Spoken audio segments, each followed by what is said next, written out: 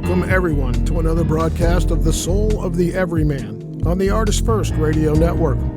All past shows are archived and you can find them in podcast form. Visit ArtistFirst.com. If you have a question or comment, please send it to DJ@ArtistFirst.com. And now here they are, your hosts, Michael and Margaret Lyons.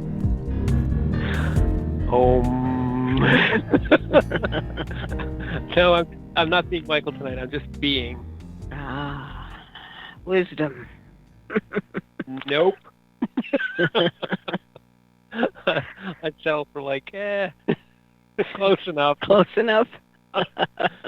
But yes, welcome to another show, The Soul of the Everyman, where the points don't matter. Mm-hmm. And I am Michael Lyons. And I'm Margaret. She's Margaret. And tonight's show is about the differences between doing and being, and in some ways, don't take now. People out there, now stop right where you are. I want you to put all of your trigger warning notions onto the side. Now this is going to shock you, but there are some differences between men and women. I know. It's like, it blew me away too. Like I was 7 and I figured it out. But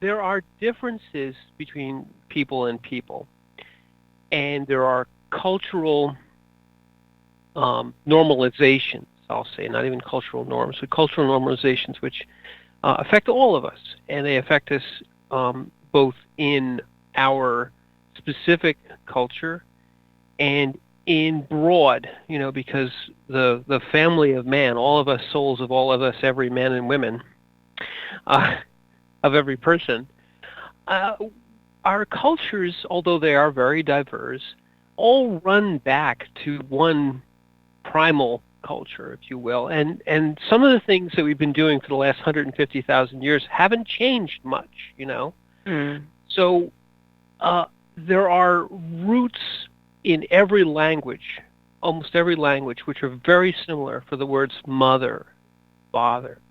And in language, we find our common bonds in many ways, because language unifies us. Language defines us as human beings. Yes, we all speak different languages, but the fact that we speak, that it's a defining moment when a child starts to speak, to communicate, to hear and understand, is one of our basic cultural and basic humanity touchstones, if you will. We speak, sometimes way too much, but words, therefore, are a vehicle of communication, and words are the way that culture pervades and disseminates throughout humanity. So if you just take the fact that all humans have certain normalizations which are placed upon them. So all that is the background. So leave that, and that's the stew, the morass that we're all kind of stewing in. The specific topic that we're talking about tonight really has to do with what happens to people when a crisis occurs. Mm-hmm. And a crisis isn't necessarily that you couldn't find a matching sock. That can be a crisis, but normally it's something that is unanticipated and generally unprepared. Right. It's not even that a crisis occurs and you are taken so far outside of your what you consider normal that none of what you thought or what you think you can do or what you kind of have heard about other people doing applies to the situation. You're now kind of forced into an uncomfortable mode. It's called thinking. You have to figure something out. You have to figure out how to take the next step sometimes. And so this generally engenders a crisis. And there are two kind of basic responses to a crisis. One of them is that you want to fix it. You want to do something. And the other one is that you kind of, let's just say, not accept it, but you own it. You say, yeah, I am now a different thing, a different being, because something has occurred which has forced me, or at least required me, to change. You can't fix that because it's sort of it's like an egg being poached. It's sort of an irrevocable thing. There was everything you were before, and now the thing happened, and then there's you after. A Assuming poached egg. Poached egg. But you can't unpoach the egg, and you can't the response of wanting to fix something is admirable, but oftentimes it's impossible. Mm-hmm. And you may do something else which is good, or may do many things which are important and wonderful and need to be done in the name of fixing it. But in fact, unless you could roll back time, you really can't ever unpoach the egg. You can't fix it. And what happens in some, and I'll speak for myself, is when you want to fix it, you blind yourself to the required change. What you're really trying to do is go back and sort of deny it and undo it.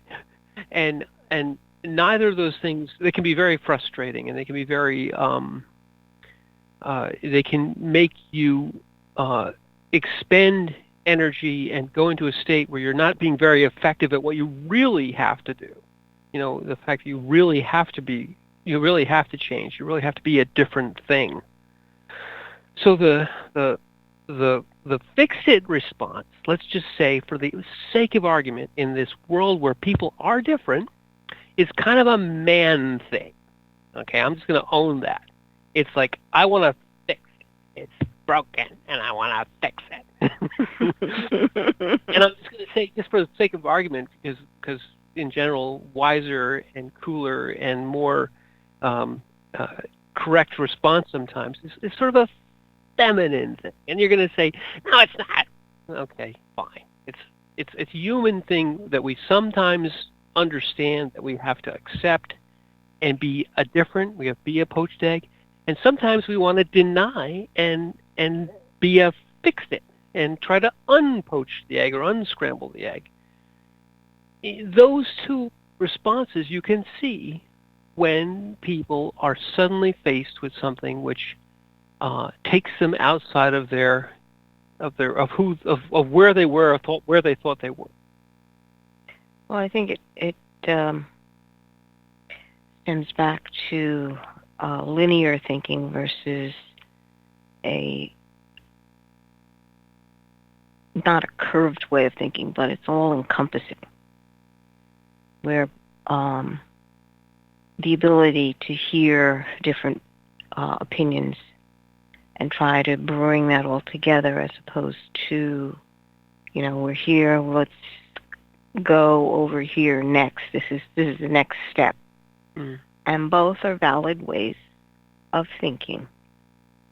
You need both ways of thinking to solve not just problems, but situations. What we were talking about really is processes that happen in life that cannot be undone. Mm. And to want to qualify what happens to you in your life, your experiences, as, well, this is the way it's supposed to be, and it's not that way, so I'm going to correct it. I'm going to, bring it back to where I believe it needs to be. And if I might just interject, that feels existential to that person. It feels like if I don't bring it back, I'm losing me. I'm losing who I was and want to be. I'm almost dying unless. Well, that is the major driving factor. When something happens and it's out of your norm, out of your realm of what you've been handling, you look at things and say, wait a minute, if I can't fix it, that means that I am invalid. Yes. As a person in my own mind. Right. Or the adultness of you, right? The self-determining who you are. Well, you have a concept of who you think you are. There you go. Who you think you are. Okay. Your being state is not necessarily incorporated into who you think you are, because it's concepts. You have concepts. I do this, I do that, this is my job, so therefore these are my responsibilities, et cetera, et cetera. When you're forced into a situation where it's completely outside your control, and that's the word, that's when the discomfort sets in. And there is this almost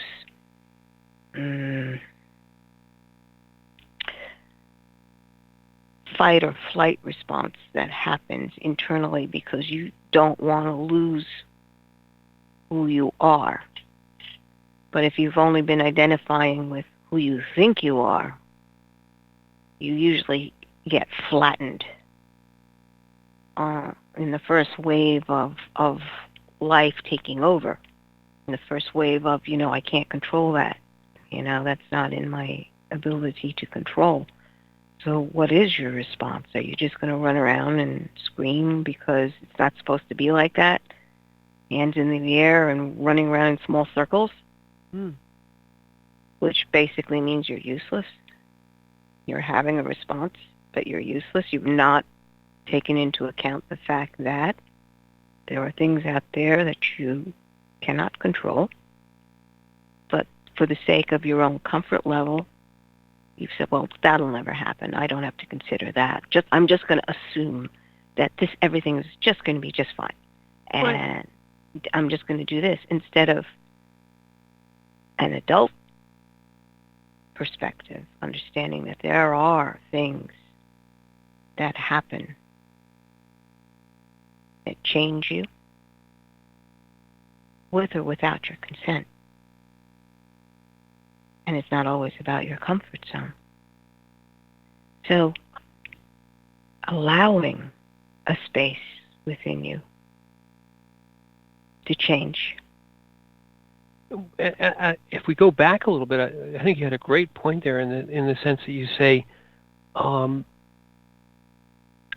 you push away for your own comfort. You assume that even if you quote unquote have an adult perspective and say, well, that bad things do happen. Bad things happen. You've heard of bad things happening, but the comfort assumption is bad things only happen to other people. They don't happen to me. And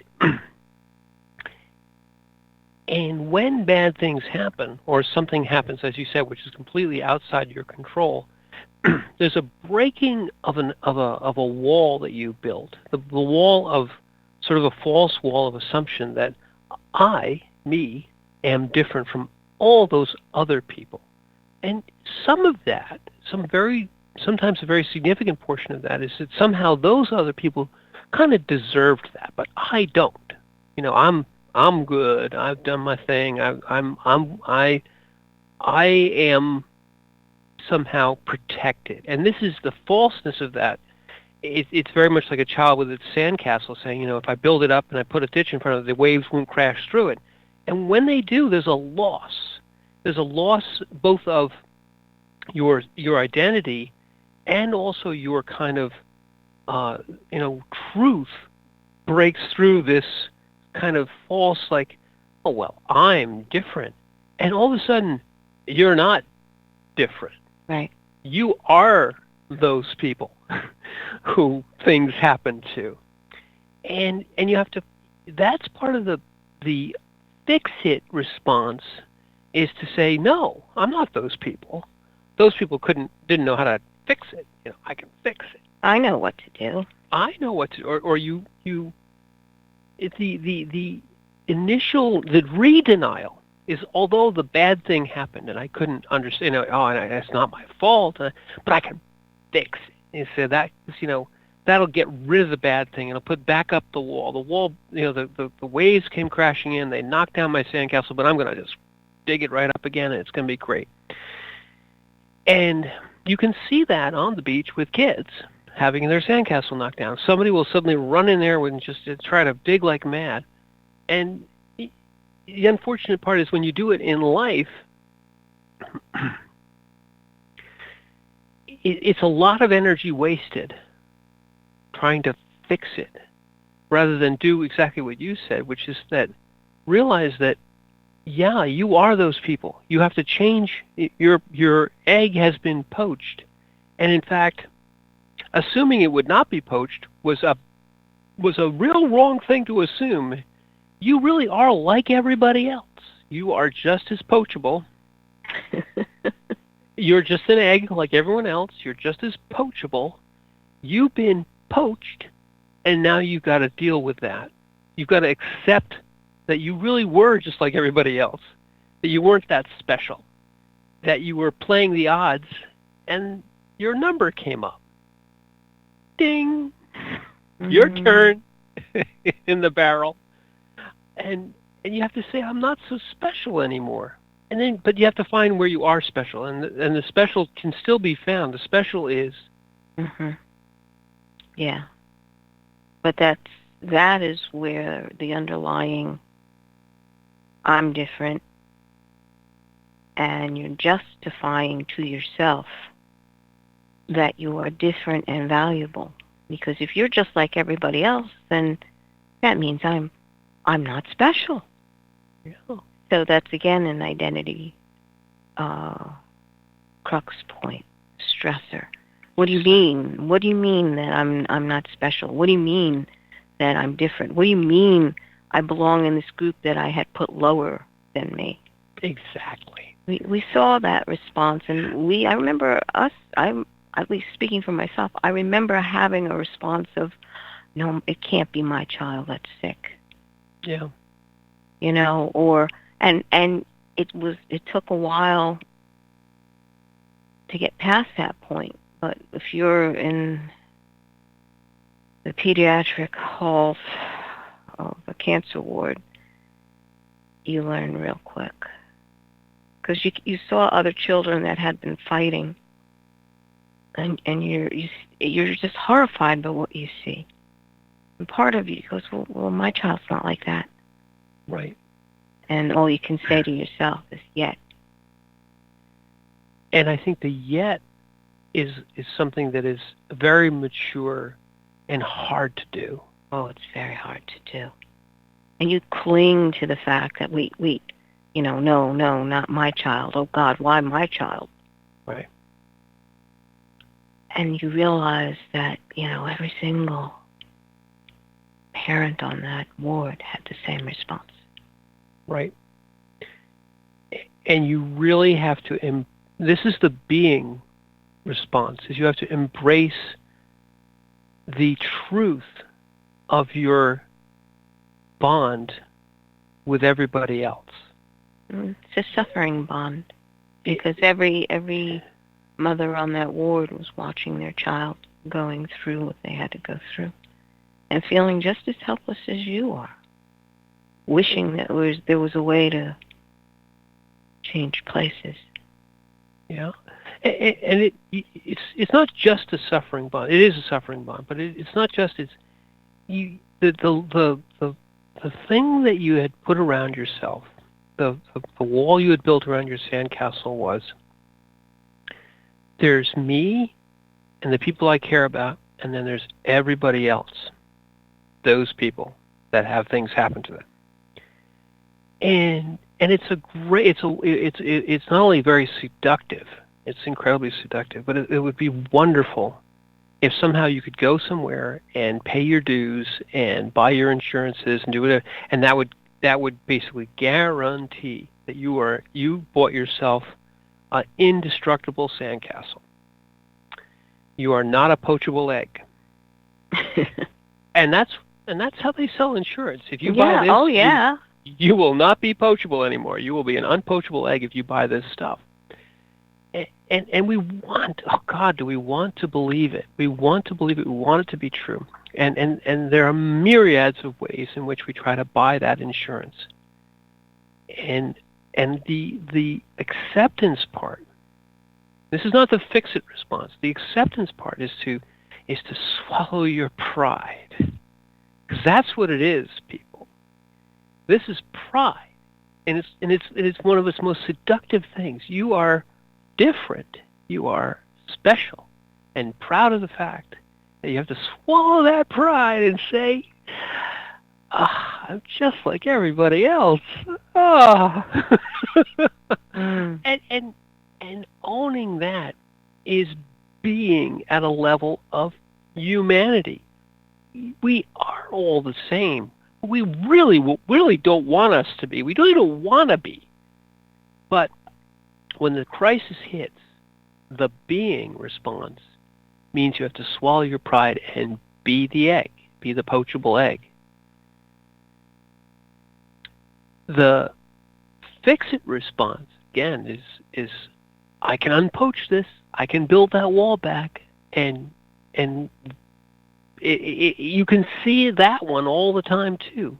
But you can also see the one where no matter what, you don't want to be the egg. You still get closer and closer, but you have your you have your la la la, I can't see you, blinders on, that I'm really not you. I don't want to be a human being like everybody else.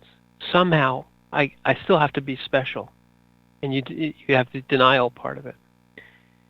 Yeah, but it's true. You watch all this, and you see those that take that step into understanding that the process happens, and there's nothing you can do with it. You can't stop it. Even though you may try with everything you have, and it doesn't matter how clever you are. Mm-mm. There are things that happen that you really cannot change, no matter how hard you try. And this is a very difficult thing for human beings to accept. But what you do have control over is your response. Bingo. Your response to what is happening to you. Because if you think about it,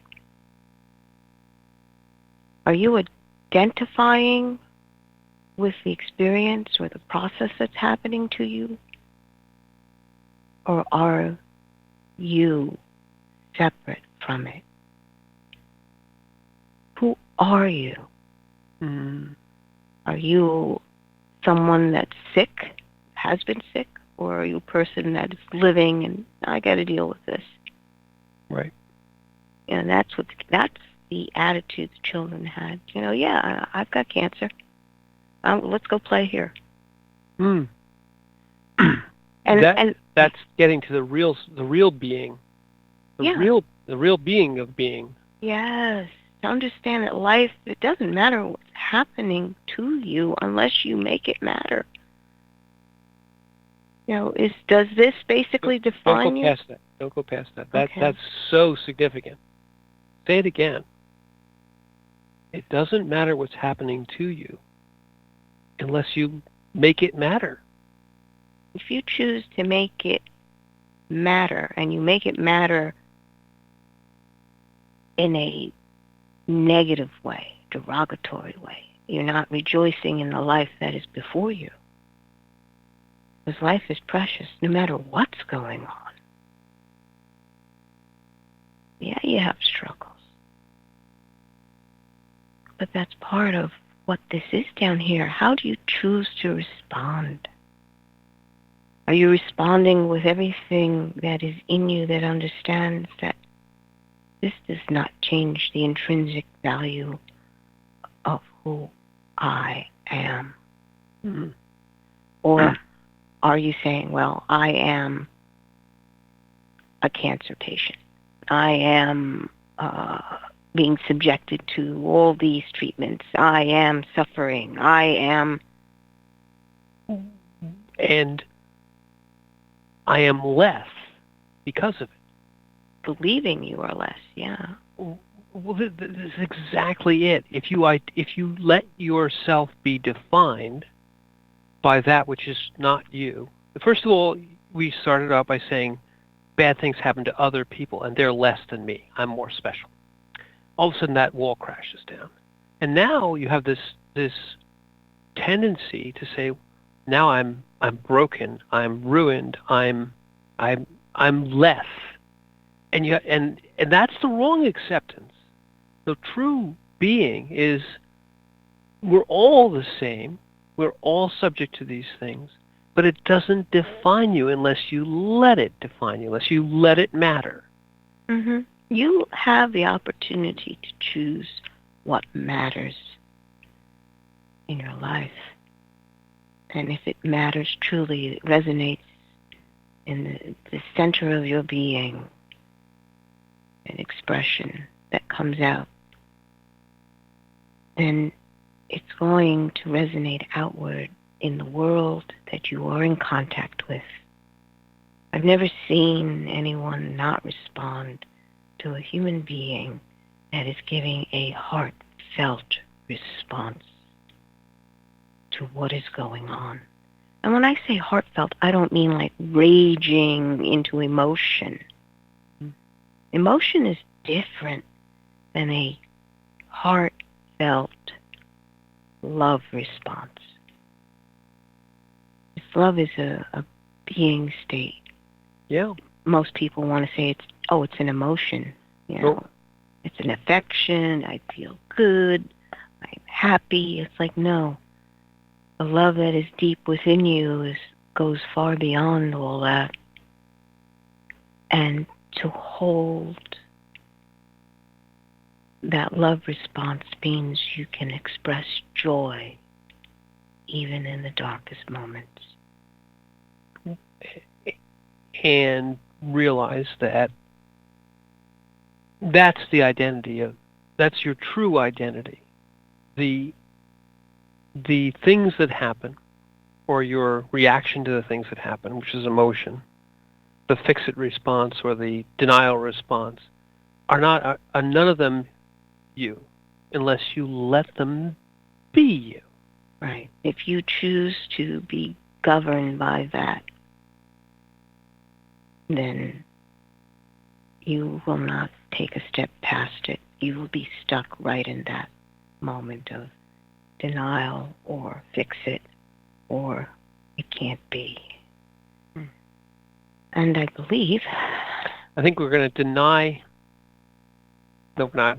We're going to accept that we have to go to a commercial break, and we're going to come back on the other side, and then we're going to continue. Talk more about this. Mm-hmm.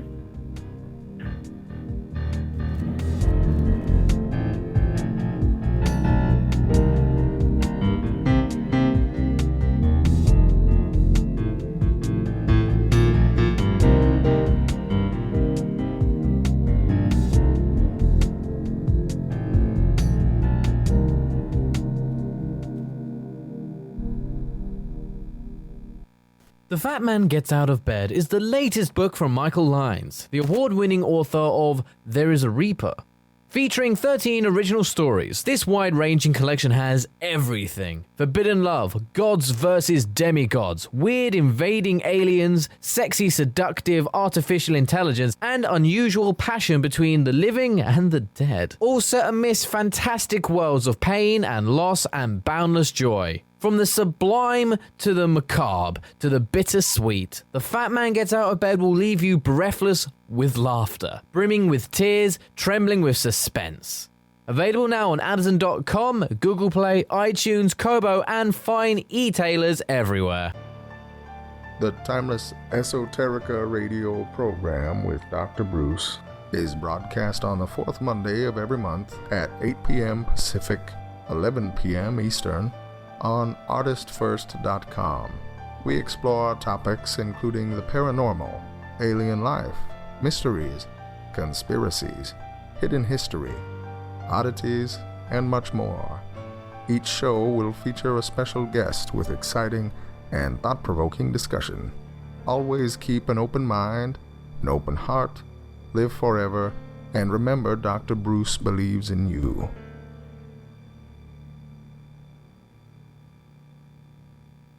Rick Riordan fans, love mythology with plenty of action and humor? Destroyer's Blood is for you. The new fantasy novel by award-winning author Michael Lynes is book 1 of the adventures of Devkalion, the Blood series. Follow Dev and his magic sword Betrayer as they are suddenly attacked and forced to return to Olympus to fight in a war they want no part in. The world of men and gods is about to be destroyed by Zeus's ancient foe, and only Dev and Trey can stop him. The conflict never stops, and the amazing twist will have you on the edge of your seat. Act now while the ebook is on sale for only 99 cents. Destroyer's Blood is available on Amazon.com, Barnes & Noble, iTunes, Kobo, and fine e-tailers everywhere. And while you're there, get the free prequel, It's in the Blood, available for a limited time. Hi, this is Minette Lauren, author of Race for the Sun. Do you believe in guardian angels? Check out book 1 of my Soul Watcher series. It can be found on Amazon.com or anywhere fine books are sold. Go to www.minettelauren.com, and you are listening to the ArtistFirst Radio Network. There is a Reaper is the story of 5-year-old Christopher Aaron and his life-changing struggle with leukemia. Winner of both the Indie Bragg Medallion as well as the reader's favorite silver medal for memoir, There is a Reaper has more than 100 Amazon book reviews and a 5-star rating. It has been described as life-changing, spiritual, a must-read. Just released on Audible and iTunes, this memoir is also available in paperback and on Amazon Kindle for only 99 cents. Get your copy of this life-changing memoir today.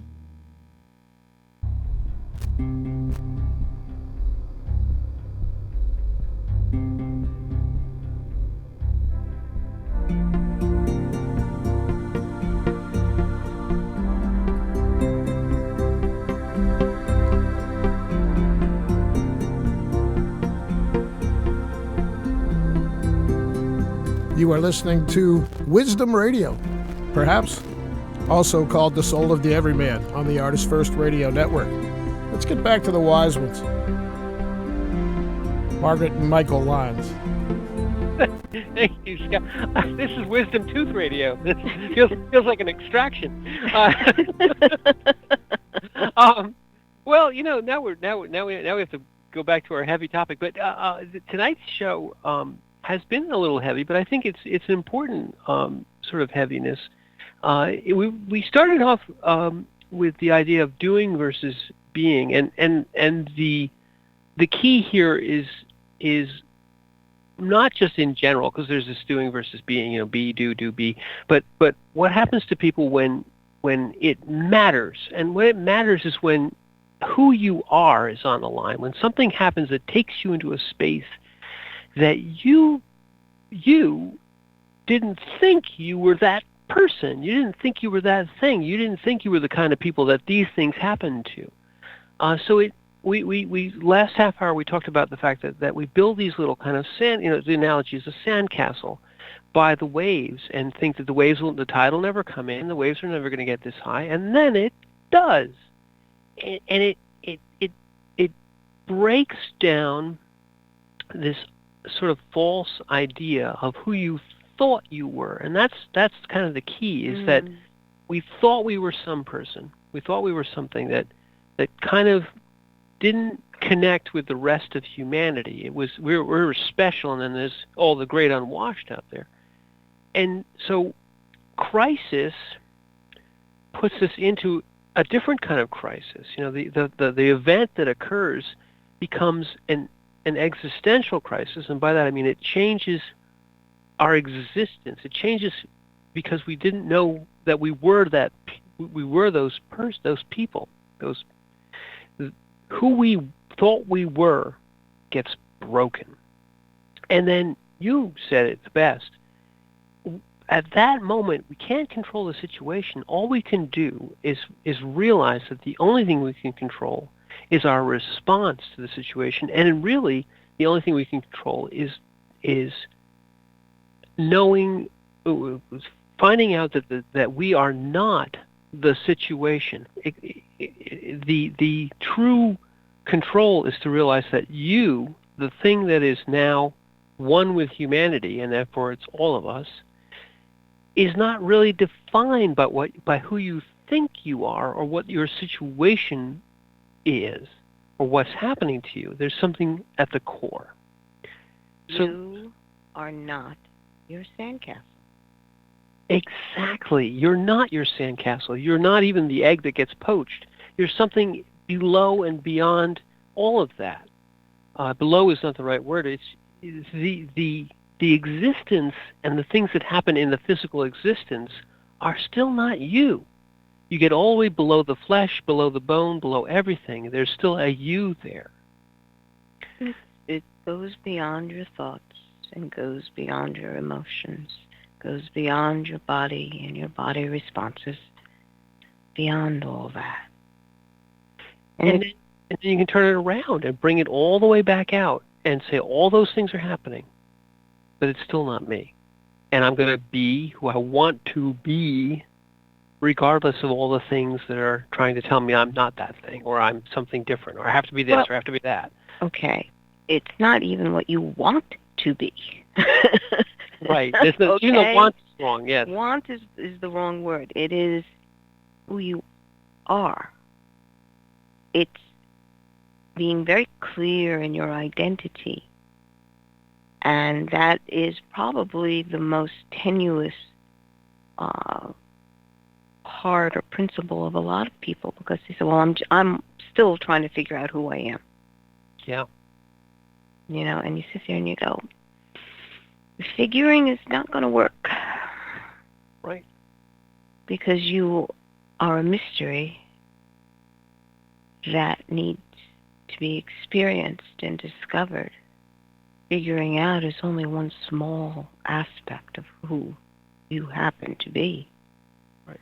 And have faith in that, because if you honestly believe that you are what you figured yourself out to be, and stuff happens that you can't control, and that you can't explain, and that you cannot fix, then you will just sit there and go, why am I alive? Right. Why am I here? That's your first dip into the mystery of who you are. And before you go too far past it, that's exactly it, is that you will spend all that time trying to fix, or spend all that time trying to deny. Figure. Or figure. Fixing and figuring is on this side. I'm going to figure it out. I'm going to spend more time and really figure out who I am now. Well, even the other side of denial, you figure out what you're denying, because it can't be true. Can't be true. So those two responses are essentially there are two kind of false walls, if you will.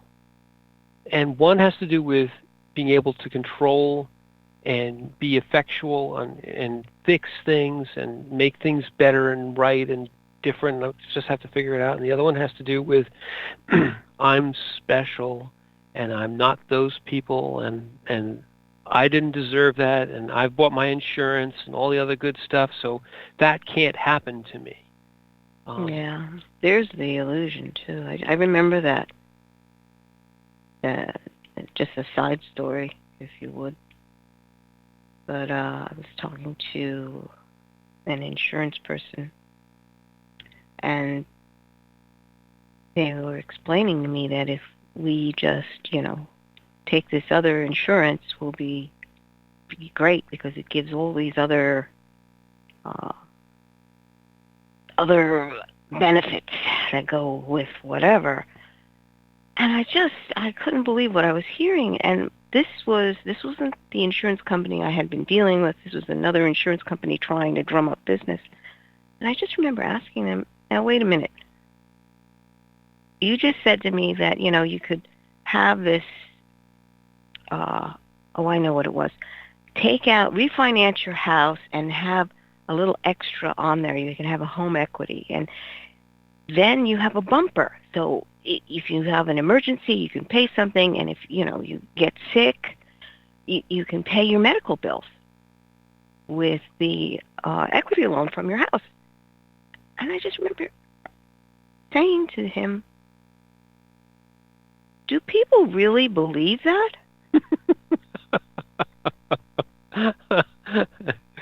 And you gave him an existential crisis. And he's like, well, oh yeah. I was like, no, now wait a minute. Do you know that 1 month in the hospital costs $100,000? Just the hospital. This was a long time ago. Yeah. So right now I think it's like 1 week or something. Yeah. Like $100,000. And so your policy can only go up as far as, or what you think you can pay can only go up as far as what you got on your house. The medical bills are much more. We're talking millions. And he's like, oh. That was you were popping his existential balloon because he. I wanted him to stop talking to me. You wanted him to stop talking to you, and to pull ourselves back from. I do like the side story because it's true, but that response, both those responses, are something that we, as human beings, want.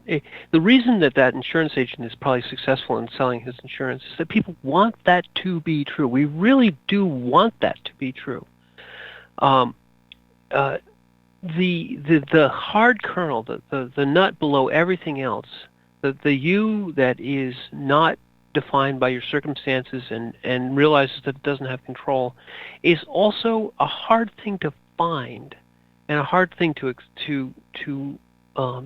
be in that state. We would much rather, believe that anything can be, as long as you prepare and you know what you're doing, you can control anything. And as long as you buy that insurance and have all that stuff, you will never have anything happen to you because you have all the right insurance and you have all the good stuff. Yeah. And, that attitude is all you need is the good insurance. All you need is the money there, and then you can be fixed. Well, and you'll never have to use it because it'll never happen to you. But you want to have that there because that'll just in case. Exactly, the just in cases. This is a very extremely seductive thing because it appeals to our ego and to our vanity. Yeah, I'm considering it, so therefore it can't happen. Right, and our ego says, this laps it up, says, oh yeah, man, this is great, now I can do anything, I have it all under control, I've got all my lists, I got all the things, I've done all this stuff, I've got all the insurances, I am special, protected, and then there's all the rest of those people who are just not as smart as me. They're not taking care of stuff, and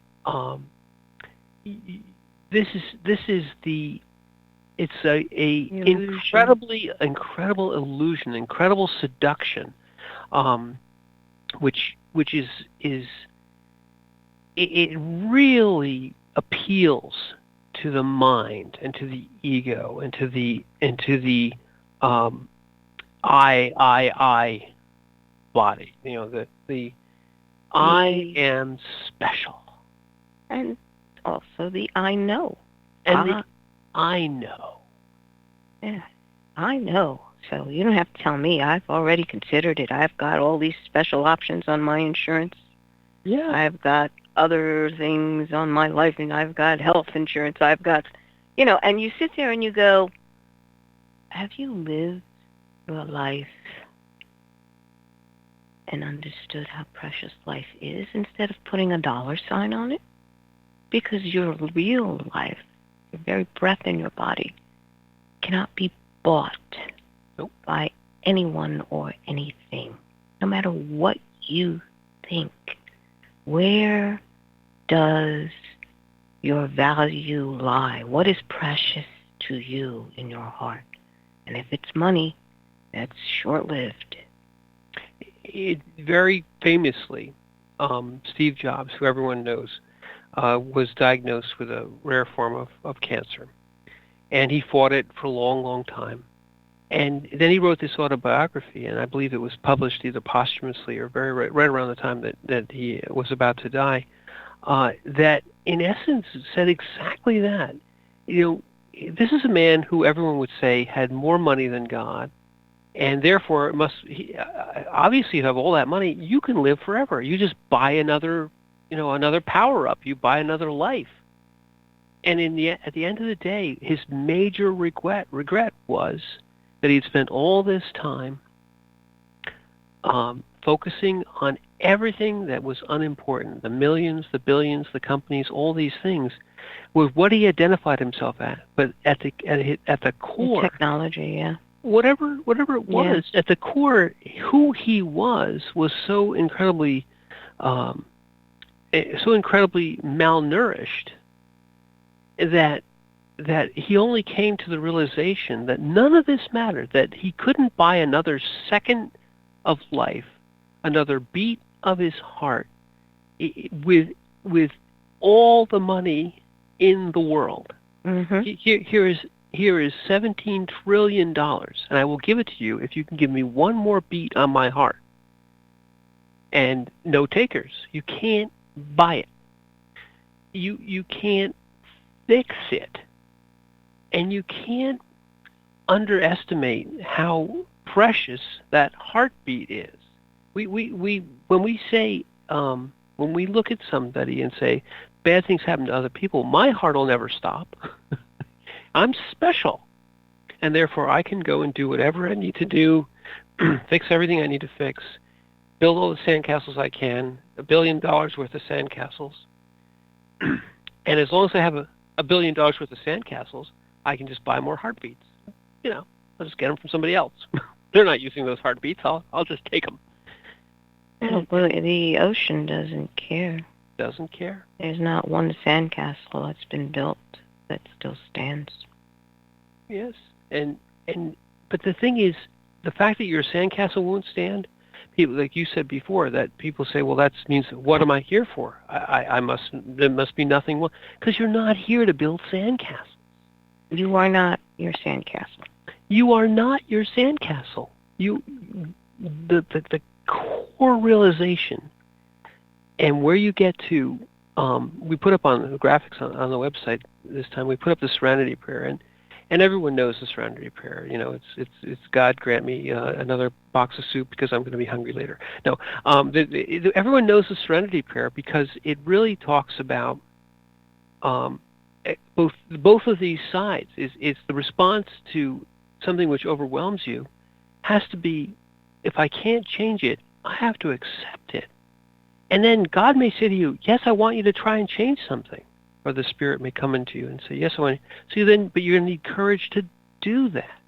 And then the third part of the Serenity Prayer is the wisdom to know, the difference between things you can change and things you can't. But I would say the real core of the Serenity Prayer is not the wisdom to know, because knowing is, again, thinking and figuring. It's the wisdom to be beyond anything that happens or beyond anything that you need to fix. Below all of that is you. It's the wisdom to just be. People have a tendency to confuse knowledge with wisdom. Oh, all the time. Well, that's the thing. If you're figuring things out, you're trying to knowledge your way into stuff. Mm-hmm. Wisdom in general understands that you've got a process to go through. And where do you see that wisdom? In children who you think would never have, they've not done anything, they haven't figured anything out, they don't know who they are, but they do know who they are. Because they come to that wisdom point. And they're not special. We all have the ability to come to that wisdom point. We have to let them lead us because they're there. And understand the lesson that you're seeing. That as you said, yeah, I have cancer. Let's go play. That's wisdom. That's profound wisdom. I'm alive. My heart's still beating. I want to play. Let's go play. Who cares that I have cancer? I don't care, so why should you care? I want to play. And all the children are like that. I mean, I can't tell you how many times the mom is pushing the pole behind the child, and you're having like pole races down the hallway with your roommate. Mm-hmm. Or they're driving around the ward in those little pedal carts, those little Tykes pedal cart things, and mom's pushing the pole right behind them so that they can go round and round. Right. You know, this is an experience. They understand. It's fun. Participate in the now. Well, now we can do this. Right. Now we can make something. Now we can cook. Now we can try to taste something. Now we can create something. Now we can have a conversation. And, of course, the word that you use 5 times is now. And now is the moment of being. The fix-it is operating in the past. The denial is operating in the future or in the past. Fix-it also deals with the future. Also deals with the future, but it comes down to pushing yourself away from the moment to go fix it, or pushing yourself away from the moment to deny it, or to get more insurance for it, or look at the future. It could happen. So it's good now. We're good. We're all good. The kids in the moment aren't worrying about any of that stuff. They're in the now. Now let's go do this. Now let's go do that. Well, it was interesting because there was one parent, and they were kind of newly diagnosed. They weren't brandy new. But he was trying to fix his kid's condition by basically saying, well, I bet you it was because of some chemical in the lawn that I used. So he was trying to go after what he felt caused the cancer. Okay? He was literally in the room at the end of his son's bed, and he was there because it was his turn to be with the child. You know, mom rotated out, if you would. And the look on the child's face, I will never forget. Because he looked at his dad like, why are you talking on the phone? Why aren't you being with me? And during that entire visit, he was on the phone trying to do this as opposed to responding to what the child needed at the moment. He was like, oh, well, we'll call a nurse. She'll get that. Right. And the child was just trying to get his father to interact with him. And being in the moment versus spending your energy fixing it takes much more courage and much more. It means that you can't be in the denial of I'll get them, or I'll fix it, or I'll do this, or I'll do that. The dad was avoiding the simple fact that he was helpless. Right. Exactly. Okay, he would have to admit to his son that he is helpless in this moment to cure him of his cancer. And that is something that he was running away from. Exactly. And it's interesting because most people think that you don't see these things, but you do.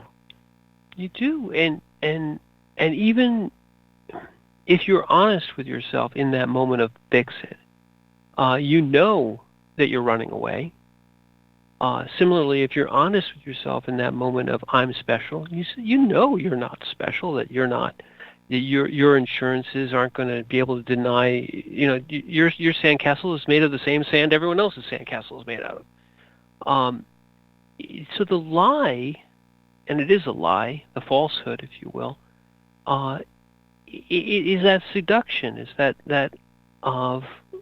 idea that you aren't going to be it. Mm-hmm. It's true. You want to manage and control your situation, so you think that classifications are somehow going to save you. These mental classifications that you've set up to try to manage your life, you think that they extend past all this. So, it can't be my kid. It can't be my kid. And it's, again, it can't be my kid instead of my kid. Right. Right. Where you objectify, you almost have to objectify. So, in bringing us back to our topic, because we are coming to the end of our wonderful show, and I know you guys are just hanging on every word. So, the habit forms of crisis response are something that that's what needs to be taken apart, if you will. One of the things that you learn, that you have to learn from your crisis, from being put into a situation where you don't have control, is that you never had control. To begin with. That putting in a situation where you can't fix it is that there was nothing that you could fix. You could do things, but you can't fix the poached egg. That you have to learn in your habit form of crisis response that that you are not special, or everybody is. We're all just as special as everyone else. We're all human. We are special because we can choose. You're not an animal that just runs into a reaction. But we're not special in the sense that nothing can happen. Bad things only happen to other people. They don't happen to me. They do happen to me, but that doesn't make me any less special. Right. Bad things do not mean that you are not special or bad. Bad things that happen does not mean that you are bad. Right. And your phrase on this is exactly right. It only matters if you make it matter. And you get to choose what matters. And you get to choose. And I choose that I'm Michael Lyons. And I am Margaret. And this has been The Soul of the Everyman. And thank you for listening.